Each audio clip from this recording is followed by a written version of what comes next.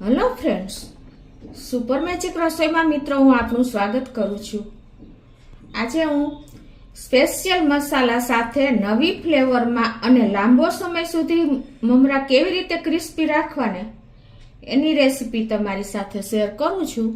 તો તમને ચોક્કસ આ વિડીયો ગમશે। ગમે તો લાઈક કરજો, શેર કરજો અને સબસ્ક્રાઇબ કરવાનું તો ભૂલતા જ નહીં। અને મિત્રો બાજુમાં રહેલું બેલ આઇકનને પ્રેસ કરશો ને એટલે તમને ઓલનું બટન મળશે, એને પણ પ્રેસ કરશો ને તો તમને મારા નવા આવનારા વિડીયોની નોટિફિકેશન મળતી રહેશે। તો મિત્રો હવે આપણે ચાલુ કરીએ।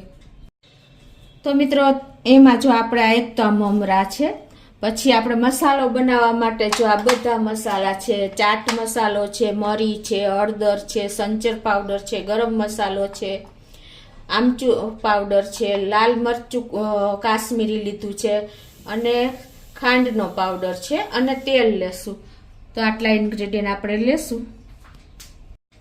તો મિત્રો આપણને ઘરમાં દરેક મેમ્બરને દરેક સિઝનમાં દિવસ દરમિયાન ગમે ત્યારે નાની મોટી ભૂખ લાગે ને ત્યારે તમને બીજું કંઈ પણ ન ભાવે ને તો આપણને મમરા તો ભાવે જ છે મિત્રો। તો આ મમરાને લાંબો સમય સુધી કેવી રીતે ક્રિસ્પી રહે ને એ પણ હું તમને આ એક સ્પેશિયલ મસાલા સાથે આ મમરાની ફ્લેવર બતાવું છું મિત્રો। તો હવે આપણે બનાવવાનું ચાલુ કરીએ। તો પહેલા તો મિત્રો આપણે છે ને ગેસ ઓન કરીને આપણે ચોમાસું હોય કે ગમે ત્યારે ઘણી વખત આપણા મમરા હવાઈ જતા હોય છે, તો એને પહેલા તો આપણે ક્રિસ્પી કરવા પડે, કેમ કે હવાઈ ગયા હોય ને મમરાની એકદમ સરસ આપણને ટેસ્ટ નથી આવતો। તો તમે આને તડકામાં સૂકવીને પણ ક્રિસ્પી કરી શકો છો, પ્લસ તમે ઓવનમાં તમે કરી શકો છો 1 મિનિટ રાખીને। અને તમે આ રીતે આપણે ગેસ ઉપર અત્યારે કરીએ છીએ તો તમારે સ્લો ટુ મીડિયમ ફ્લેમ ઉપર આને 3 થી 4 મિનિટ આ રીતે કન્ટિન્યુ હલાવતા આપણે એને શેકી લેશું। જો હવાઈ ગયા હોય ને તો આ પ્રોસીજર કરવી કમ્પલસરી છે મિત્રો, તો જ તમારા મમરાનો ટેસ્ટ એવો ને એવો જળવાઈ રહેશે। તો આને આપણે આ રીતે ચલાવતા ક્રિસ્પી કરી લેશું, એટલે કે એકદમ કુરકુરા કરી લેશું। તો મિત્રો જો 3 થી 4 મિનિટ થઈ છે સ્લો ટુ મીડિયમ ફ્લેમ ઉપર, અને આપણા મમરા તમે જો એકદમ સરસ કુરકુરા થઈ ગયા છે, જો ભૂકો થઈ જાય છે, આટલા ક્રિસ્પી થાય ને ત્યાં સુધી તમારે શેકતા રહેવાનું છે। હવે ગેસની ફ્લેમ બંધ કરી દેશું અને આપણે આ મમરાને એક વાસણમાં લઈ લેશું।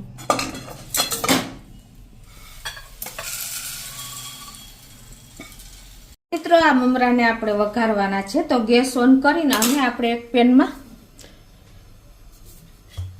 3 ટેબલ સ્પૂન જેવું તેલ મૂકી દેશું અને આ તેલ આપણે ગરમ થવા દેશું।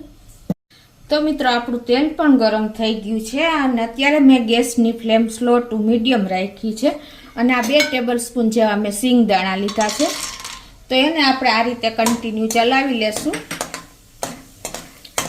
સ્લો ટુ મીડિયમ ફ્લેમ ઉપર જ આપણે આને રોસ્ટ કરવાના છે તેલમાં ફ્રાય, એટલે શું થશે કે આપણે ઉપર સિંગદાણાની ફોતરી પણ ઉતરી જશે અને આપણા સિંગદાણા એકદમ સરસ જોઈએ એવા શેકાઈ જશે।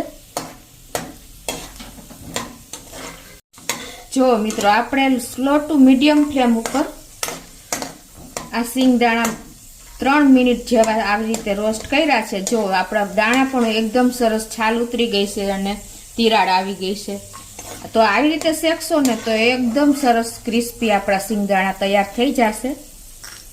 હવે એને એક વાટકીમાં લઈ લઉં છું। આ તેલમાં આપણે તેલ ગરમ છે ને ત્યાં 1/4 ટીસ્પૂન જેટલી આપણે હિંગ નાખી દેશું અને થોડા એવા લીમડાના પત્તા 15 થી 20 નાખી દેશું અને એમાં આપણે આ જે રોસ્ટ કરેલા મમરા છે ને એ નાખી દેશું। હવે આ મમરાને આપણે જાજી વાર નથી હલાવવાના, ખાલી તેલનો આ કોટિંગ થાય ને ત્યાં સુધી જ આપણે આને મિક્સ કરી લેશું, કેમ કે આપણે ઓલરેડી મમરા શેકી જ લીધા છે। તો 1 જ મિનિટ આ રીતે જો આપણે આ જે વઘાર કર્યો ને કોટિંગ થઈ ગયો છે મમરા ઉપર, તો હવે આપણે ગેસની ફ્લેમ બંધ કરી દેશું અને આ રીતે જ આપણે મમરામાં રહેવા દેશું। મિત્રો આપણે જે મમરાનો સ્પેશિયલ મસાલો છે ને એ તમને બતાવું છું। તો એમાં આપણે આ 1 ટીસ્પૂન આપણે લાલ મરચું લીધું છે, કાશ્મીરી લાલ મરચું છે, અને 1 ટીસ્પૂન આપણે આમચૂર પાવડર લીધો છે, અને અડધી ટીસ્પૂન આપણે હળદર નાખશું, અડધી ટીસ્પૂન તમે જે ગરમ મસાલો વાપરતા હોય એ નાખશું, અડધી ટીસ્પૂન સંચર પાવડર નાખશું, 1/4 ટીસ્પૂન આપણે મરીનો પાવડર નાખશું, અને 1/4 ટીસ્પૂન આપણે ચાટ મસાલો નાખશું, અને 1 ટેબલ સ્પૂન આપણે દળેલી ખાંડ નાખશું. હવે આને આપણે સરસ એકદમ બારીક પાવડર કરવા માટે, મિક્સ કરવા માટે તમે મિક્સર જારમાં ફેરવી લેશો ને એટલે એકદમ બધા સ્પાઇસ મસાલા આપણે મિક્સ થઈ જશે. તો આ રીતે જો આપણે બધા મસાલા મિક્સ કરી નાખશું મિક્સર જારમાં એટલે એકદમ સરસ આપણો મસાલો જો મેચ થઈ જશે. અને હવે આ બાજુ જે આપણા મમરા પણ ગરમ જ છે. આ મમરા છે ને આપણે ગરમ હોય ને ત્યારે જ આપણે આ મસાલો મિક્સ કરી દેવાનો છે એટલે સરસ મમરા ઉપર કોટિંગ થઈ જશે. તો અત્યારે હું આ 100 ગ્રામ મમરા છે ને એની સામે હું 3 ચમચી જેવો એટલે કે 3 ટીસ્પૂન જેવો મસાલો આપણે મિક્સ કરશું. પછી તમારા ટેસ્ટ ઉપર ડિપેન્ડ રહે છે કે તમે કેવો ટેસ્ટ અનુકૂળ છે. તો આ રીતે આપણે મસાલો નાખી દેવાનો છે, અને જે આપણે સિંગદાણા રોસ્ટ કર્યા છે ને એ પણ આ સ્ટેજે નાખી દેશું, અને આ બધું આપણે એકદમ સરસ મિક્સ કરી લેશું. મિત્રો સ્પેશિયલ મસાલા સાથેના આ મમરા તમને ટેસ્ટમાં અને ક્રિસ્પી લાંબો સમય સુધી કેમ રહે ને એ બધી મેથડ હું તમને આ શેર કરી છે. જો એનું લુક જોવો, એનો ટેસ્ટ તો કોઈ પૂછવાનું જ નથી આવતું. અને આમાં તમને જો આપણે સંચર પાવડર તો નાખ્યો જ છે, પણ તમારે જરૂર હોય ને તો તમે થોડું પાછળથી મીઠું પણ નાખી શકો છો. અને નાના બાળકોને આપવું હોય ને તો તમે 1 ટેબલ સ્પૂન ખાંડ વધારે નાખી શકો છો. અત્યારે તો ઓલરેડી આ પરફેક્ટ જ છે ટેસ્ટમાં. તો મિત્રો જો એકદમ આપણો મસાલો પણ મિક્સ થઈ ગયો છે. તો હવે આ મમરાને થોડાક આપણે ઠંડા થાય ને ત્યાં સુધી આપણે આમાં રાખશું અને ચલાવતા રહેશું.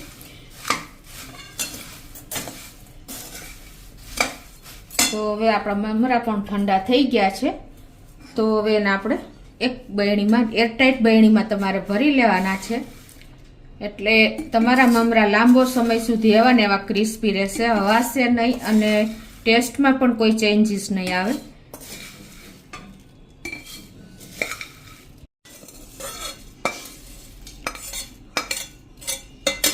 તો આ રીતે મિત્રો તમે જો સ્પેશિયલ મસાલા સાથે મમરા બનાવશો ને તો કલાકોમાં ચટ થઈ જશે, એવા ટેસ્ટી મમરા તૈયાર થાય છે, અને બાળકો તો રહેવા જ નહીં દે મિત્રો. તો તમને ચોક્કસ આ મમરાનો સ્પેશિયલ મસાલા સાથેનો અને લાંબો સમય સુધી આપણે જો આ રીતે એરટાઈટ બેણીમાં ભરીને રાખી શકીએ છીએ. આ મમરા તમારે 10 થી 15 દિવસ સુધી એવા ને એવા રહે છે ક્રિસ્પી, અને તમે આ રીતે સ્ટોર કરશો ને તો તમને કોઈ પ્રોબ્લેમ નહીં આવે મિત્રો.